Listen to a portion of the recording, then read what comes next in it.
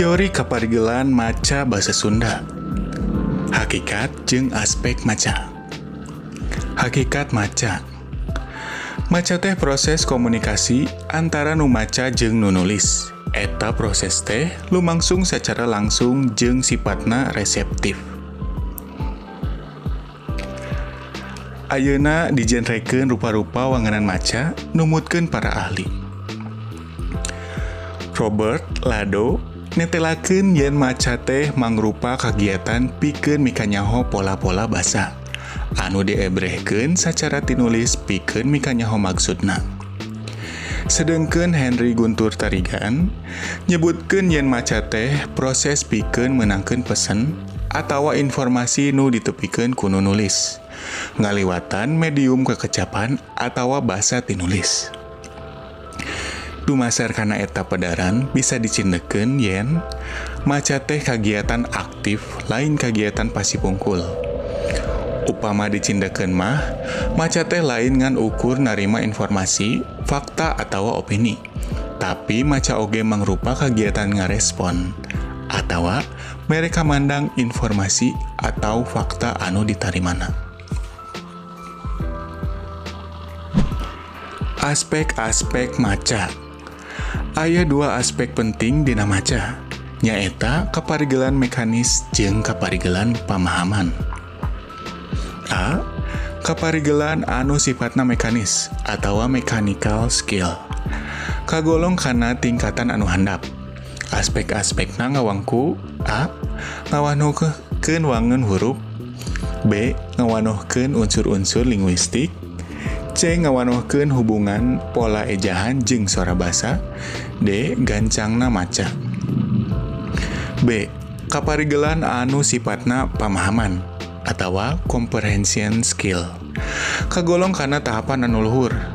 Aspek-aspekna ngawangku A. Paham kana harti, B. Paham kana signifikansi, C.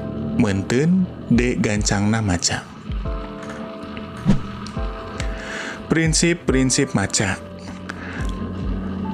Harja Sujana netelakeun yen maca teh mangrupa proses psikologis, proses sensoris, proses proseptual, proses kamekaran jeung proses mekarkeun kaparigelan. Tahapan maca secara umum dibagi jadi 4 tahap. Nyaeta A. Mekarkeun konsep, B. Ngawanohkeun sarta ngaidentifikasi kecap, C. Mekarkeun jeung ngainterpretasikeun, sarta D. Nerapkeun jeung ngageneralisasikeun kaparigelan jeung informasi anu katarima ku nu maca. Tujuan jeung mangpaat maca. Tujuan maca. Tujuan utama maca teh nyaeta neangan sarta menangkeun informasi, eusi paham kana bacaan. Ayeuna baris dijelaskeun tujuan maca. A. Pikeun menangkeun rincian atawa urutan atawa fakta-fakta. B. Pikeun menangkeun ide-ide utama. C. Pikeun mikanyaho aturan atawa susunan organisasi carita. D. Pikeun nyindekeun atawa maca inferensi. E. Pikeun ngaklasifikasi. F. Pikeun menteun. G. Pikeun ngabandingkeun atawa matukang tonggongkeun. Dumasar kana keterangan tadi, yen nu kasebat bisa numuwuhkeun kaparigelan maca, kudu dina kaayaan cager, supaya bisa maca kalawan bener. Kudu boga kabisa jeung mikir anu alus. Boga pengalaman anu alus sarta miboga motivasi, minat jeung karep anu daria. Mangpaat maca. A. Menangkeun pangalaman hirup nu jembar.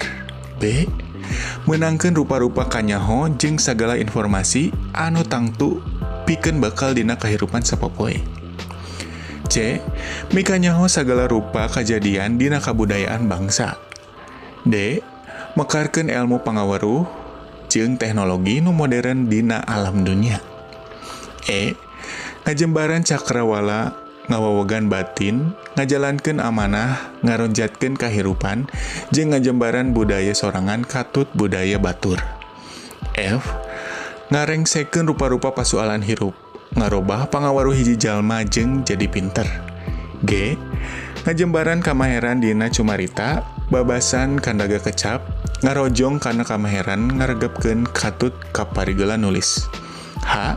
Ngaronjatkeun harkat martabat pribadi, ngawawegan jati dirina jeung nu sejenna. Emerson salesa urang filosof nyebutkeun yen saban jalma kudu ngabiasakeun maca nu bener. Wanda maca. Nurutkeun tarigan ditilik tina jihad kadengeh henteu sora nu maca, kaparigelan maca digolongkeun jadi dua, nyaeta maca bedas jeung maca jero hate. Maca bedas. Maca bedas nyaeta kagiatan maca ku cara digalantangkeun atawa nyorakeun tulisan nu dibaca.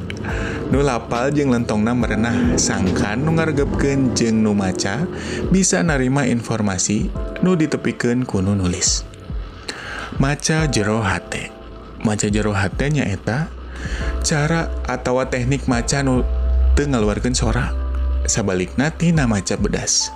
Ieu maca ngutamakeun kana pamahaman eusi bacaan.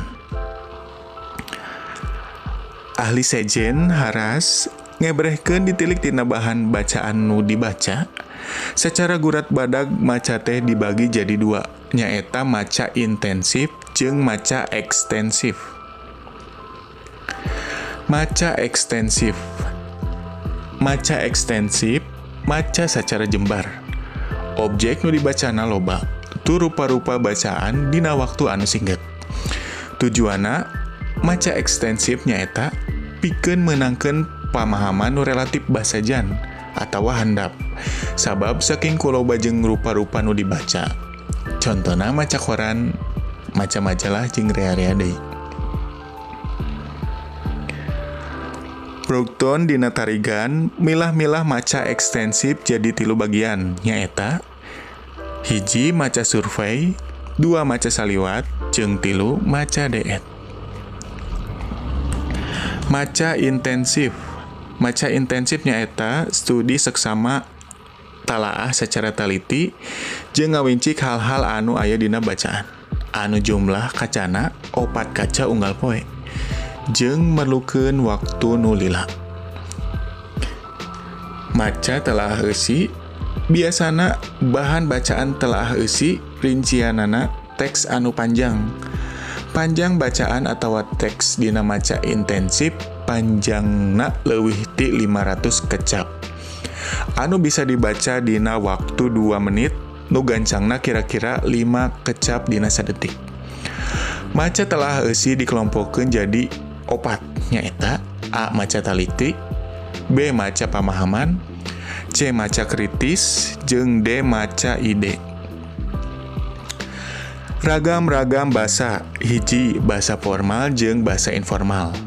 Dikelompokkeun jadi basa lulugu atawa standar.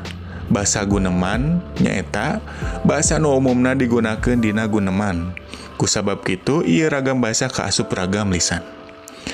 2. Neuleuman harti kecap tina konteksna. Jalma bisa neuleuman harti kecap ku cara ngaliwatan maca. Sarta salah sahiji cara pikeun meunangkeun nambahan jeung ngalagaan kosa kecap ku cara ngaliwatan kagiatan maca. 3. Bagian-bagian kecap. Bagian-bagian penting dina maca talaah basa nyaeta bagian-bagian kecap tina eta bacaan. Eta bagian-bagian kecap teh ngawengku kecap rundayan, kecap rajekan, kecap kantetan, sarta warna kecap. 4. Ngagunakeun kamus. Basa teh hirup dinamis, mekar, tur robah-robah. Kusabab kitu, kamus miboga peran penting pikeun jalma dina neuleuman basa. 5. Variasi makna. Unggal kecap miboga makna anu beda-beda. Bedana teh disebut variasi basa. Kusabab kitu, pamaca kudu ngabiasakeun merhatikeun harti-harti anu beda tiap kecap. Misalna harti homonim. Kecap bisa miboga 2 harti. Nyaeta nu kahiji racun orai, anu kadua bisa atawa mampu.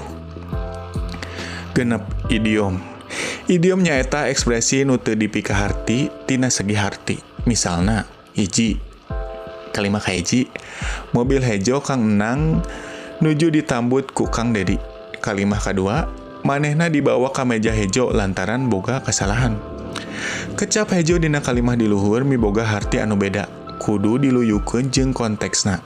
Kecap hejo dina kalimat kahiji harti nuduhkeun anu sabenerna nyaeta warna. Sedengkeun hejo dina kalimat kedua nuduhkeun harti lain anu sabenerna nyaeta harti dibawa ke pengadilan.